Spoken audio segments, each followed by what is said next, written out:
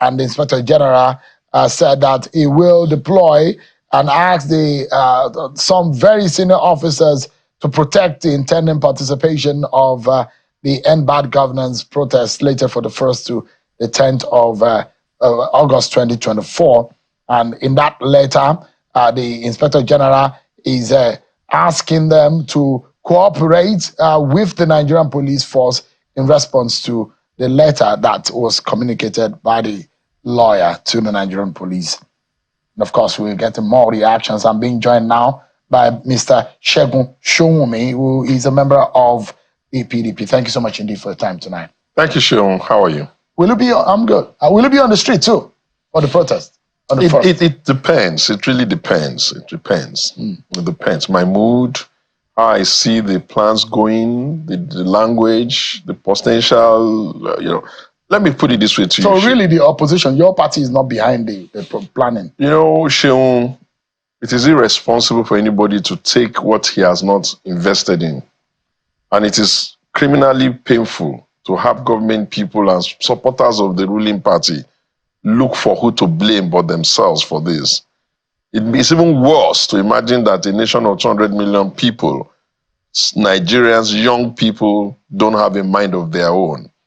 Yes, I understand the business of people who cry wolf, but the truth of the matter is that the People's Democratic Party of Nigeria, the party that I proudly represent, is too responsible to join in this cacophony that creates the impression that, young people don't have the constitutional right to protest. Has anyone said that? When we were, just 1 second, when we were in government, it was our rivals, then in opposition, who championed protests and led the street protest. But because we are far more responsible and we understand the delicate nation of nation managing the country, we haven't done that. But let no one in their imagination now begin to blame us or blame anybody at that for activities that all of us are wondering, how do we manage it going forward? So putting it straight on the table. Yes, we recognize the right of people to protest. We respect the language and whatever it is that they're bringing to the table. We caution the federal government to be responsible, reasonable, and understand that one of the critical, legs of democracy is freedom of association, freedom of protest. And that, in fact, a test of their capacity to manage things will be how they handle this very serious situation that the country has found itself. I quarrel with the choice of the language of most of their supporters. They seem to want to say, give us time. We made the country somehow. And you ask yourself, are these people joking? You got this nation. This nation was passed to you in 2015. To date, that's 9 years. Not to Bola Tinubu. That is irrelevant. It's one government, it's one party. I'm not speaking to you as an individual. I'm speaking to you on behalf of the only democratic institution in this country called PDP. We are not blaming them for their misstep for 8 years. Who's going to hold himself responsible for the activities that they themselves took in the last 1 year to make it worse? And I can list some for you. When you take over a nation that all the indicators tells you we have a problem of unemployment, we have a problem of poverty and all that, and the first thing you can see to do before you even get onto the chair is to remove subsidy, whatever that meant, who's responsible but you? When you choose to remove subsidy before you even breathe on that and see the impact of that, you go and float the currency and make your currency lose value overnight. Who's going to blame anybody but you? Are those decisions wrong? They are so wrong because to remove subsidy. No, listen, but I imagine your principal said he wanted to do Listen, I am not in the business of this. We're not in campaign period now. Let me tell you the fundamental difference between our position on subsidy and theirs. We come with experience because in the Obasanjo Atiku regime, we embarked on phased removal of subsidy. First point. Second point, we engage the civil society, the organized labor, the private sector, the manufacturer for a roadmap on how to do it. When they say this must happen first, we make that happen, then we move to the next step. Then we make that happen, then we move to the next step. Nobody takes government and in a lackadaisical attitude, in an unfeeling and unempathetic manner, pretend as if he's talking only to his overfed friends. Nigeria is made up of maybe 220 or more, and the vast majority of us are poor. And do not be deceived that because you can afford 3 square meals, that means that everybody in the whole of this country can afford it. And if they cannot afford it, the question then gets to be asked, what then is the responsibility of government other than to make sure that the people in the country can survive? What should the president, you are condemning the decision of the president to remove subsidy on the first day. There are those who will argue that naturally, by execution of time, that the issue of subsidy came dead as soon as the president came on board, because in the budget, in the first place, it wasn't even being catered for. Let me make it easy for you, my dear friend. The language was even wrong. You can't say you are removing subsidy when you're floating the currency, because at the end of the day, you're going to run yourself into a crisis. Or how do you even keep the price the way you intended? Why didn't you just say, I'm going to increase the price, so that the room for negotiation can be there? Right now, people suspect that some kind of subsidy is being paid, because when you check the landing cost of PMS and how much the people are paying, you know that there's a bit of a gap. So what have you really done? Listen, my friend, and nobody should try to pussyfoot our face or give us the impression that everybody in this country is mainly stupid. You cannot run a big nation like ours in a manner that suggests that you have not really thought through your policies, you have not impacted it on how it's going to impact the people, and you have not come up with creative ways to solve the problem. I'll give you another one. If you remove subsidy on the first day, why must it take you 1 year and 2 months before you can increase the salary of civil servant? Did the price not start impacting from the next day? When you were throwing money all over the place, saying you are doing palliative, giving money to your friends who are governors, misbehaving all over the country, what did you think was going to happen? Okay, now we're here. And I want to say to Nigerians, with every sense of responsibility, because we have ruled this country, we've led this country before, and we plan to lead it in the future. The APC will say that therefore, we will not. You ran this country aground. Are you for real? Do you not have statistics? APC will, that's what the APC will say. Forget what the APC is saying. They can tell themselves all sorts of lies. Would you say that the PDP gave Nigeria a good country? At the worst of our performance, Jonathan years, we were still doing 5-point-something growth %. Do you know what the size of the Nigerian economy was in 2015? Was the largest growing economy in Africa. Where are we today? I'm not here for that. Sowunmi, we have found ourselves in a situation. They don't even know how to get themselves out of it, and so we have to help them now. And I'll say to the Nigerian people, once we choose democracy, the demagogy of language of dictatorship has to change. When we were running military dictatorship and all of that, the demagogy of strike, put people on the street, we're not going to agree. That was the language of then. In a civilian democracy, the demagogy must be consultation, conversation, and short intervention. You can't have a 10-day protest. If you say you want to have a 10-day protest, do you know what 10 days does to the country? Why don't you do it 3 days so they get the message? Even as it is now, are they not already pissing in their pants with all of their aides running up and down the place and ventilating in manners that suggest that they are just running like a rat on a hot plate? And now we are the ones who have to now say to the people, Nigerians, this country is ours. There will be a day for that day of rage, and it is on the next day of the next election. Because I tell you what, democracy is, as it were, civilian monarchy. But the beauty of that civilian monarchy is that it is termed. And therefore, we know that after every 4 years, we can have a referendum on their performance. And if they have not done well, we can vote them out. But if we insist that we're going to do some copycat syndrome that's going to make our country become ugly because of their inability to manage things, the fact that people say they are coming for protest, have they told you they're going to go and start burning things? Have they told you they're going to go and start destroying the country? Why are you making those assumptions on their behalf? The responsibility of security agencies is to provide a condom for them and make sure that they can operate within. Look, there was a protest in Leeds a few days ago. Young people were getting angry. For some reason, young people are getting angry all over the world. Did you see the people of that country start shooting at or trying to say that young people can't do that? I imagine that, I mean, for those who experienced the fallout of the EndSARS of 2020 October, those who think that if you go to Lagos, the Lagos governor, I mean, interestingly, is still the person who is in office today, will tell you that it was a very, very sad day for the people of Lagos, considering the wanton destruction of property. Interestingly, my house where I live it was around that corridor, around the Julius Berger area in Lagos, where you find the BRT buses, loads and loads of them that were destroyed. A court was razed down. The only forensic laboratory in the whole of the region was also burned down. The question is that wouldn't you be one of those who will blame this government that they don't have foresight for being proactive? For the benefit of all of us who are members of this country and not only members and league people of the APC, let me educate you. There was a protest when Jonathan was in charge. Did it lead to that? Why didn't it lead to that?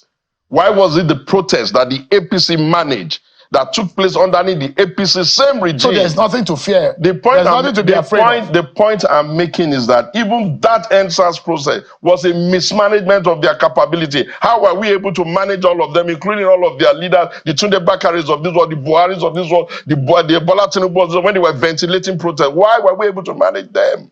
Because we understood that it is the inalienable right of the citizens to protest. And it is the responsibility of the government to manage the protest until they can bring it to a de-escalation. So you imagine that if an Atiku is in office, he would have done better. Is that what you are trying to say? You know, when you put it this way, you really put a dagger in my heart, because he would not only have done better.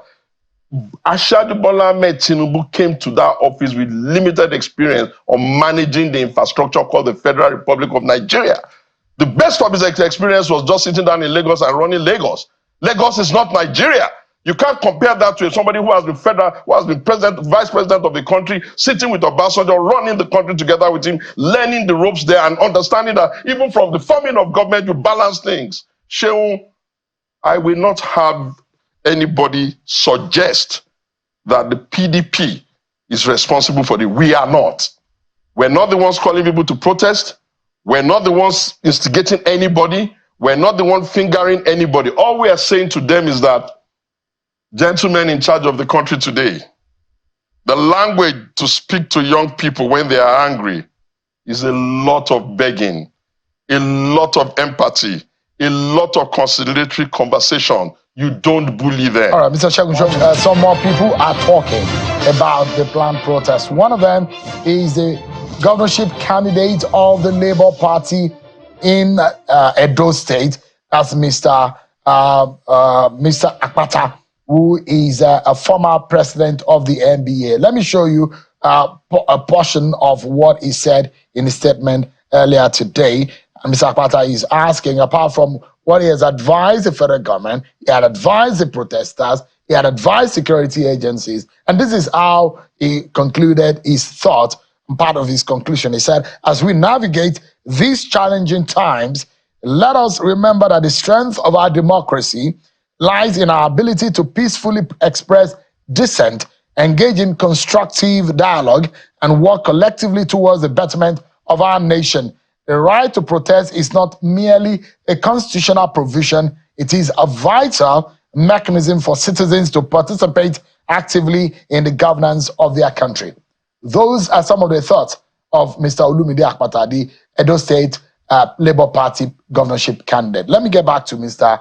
Segun Sowunmi. What do you make of that narrative, or that the tone of Mr. Akpata's voice, being a former president of the NBA? Every decent person understands that if not for the right of people to protest, under the guise of democracy, rogues will seize power and do whatever they like and expect everybody to just go home and just laugh. These protests have been there, they remain there, they are the rights of people. What serious nations do is manage these conversations. You manage the conversations by listening to what they're saying, coming up transparently to answer some of these queries. If they want a reduction in the price, do they not have a right to demand that? If they want, you meet them halfway. And if they say, no, they are faceless people that are engaging them, then exactly who are you planning for? So I think that, yes, the nation must be careful of fifth columnists. I hold that very sacrosanct, and also international conspirators who may want to destabilize our country. But then again, if they knew what they were doing in that villa, you would have to ask them, what do they think is the responsibility of the Nigerian intelligence agency? Is it not to comb the country for the countries of the world for us? You heard the warning that was raised by Governor Fauci about what these tendencies are. You know, when I was listening, and saying that they should be, people should be careful so that they don't play into the hands of coup mongers. No, that's rubbish. That's rubbish. People, when I listened to Fauci, I kept telling myself, oh, how are the mighty fallen? Do people leave governments and lose everything that people respect them for? If you want to ask Nigerians to have empathy for the government, you cannot start talking as though that empathy should start because of President Bola Tinubu. No. You can't say, oh, the country was bad before and it was not so. There is nothing to reflect that. The Obasanjo regime, we got to double digit. Jonathan with double digit, then we became at least always afloat. We survived. The PDP made Nigeria survive a global meltdown in the financial sector. Even what happened, and America and others could not even survive. Ngozi carried us over it and we escaped. In a mostly rent economy. It doesn't matter. You are not going to less of production. Listen, man. Too much of how much production? How much one side of listen? How much production can they do when the price of oil is very high? The price of power is very high. The cost of borrowing money is very high. They are even so annoying. So there is nothing that to credit this government for that they have done in the last 1 year.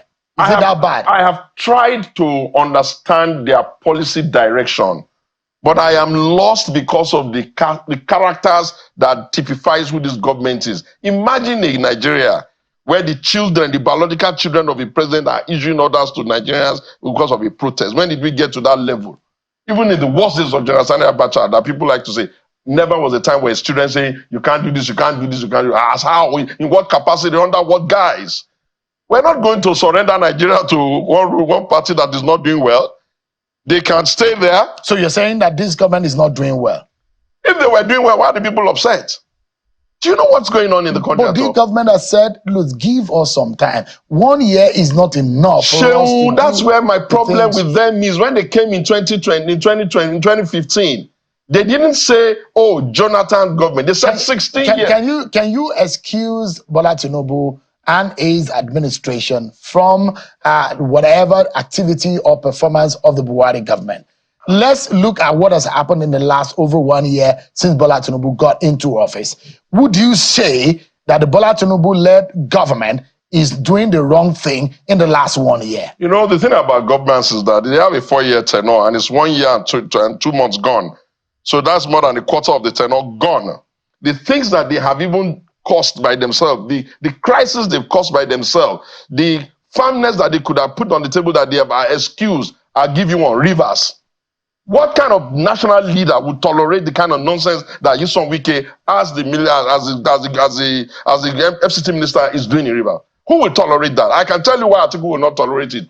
In 2002 or thereabout, he went to Anambra. Mbadi Nuju was governor under PDP, and the schools were closed. He came back livid, and they ensured that Mbadi Nuju never came anything close to government again. Why? Because a leader has to carry a certain level of patriotism. And that patriotism is the scale that tells him this type of behavior will not go here, this will not go here, this will not be accepted here. I was on your program, Sheung, when I was screaming, Mr.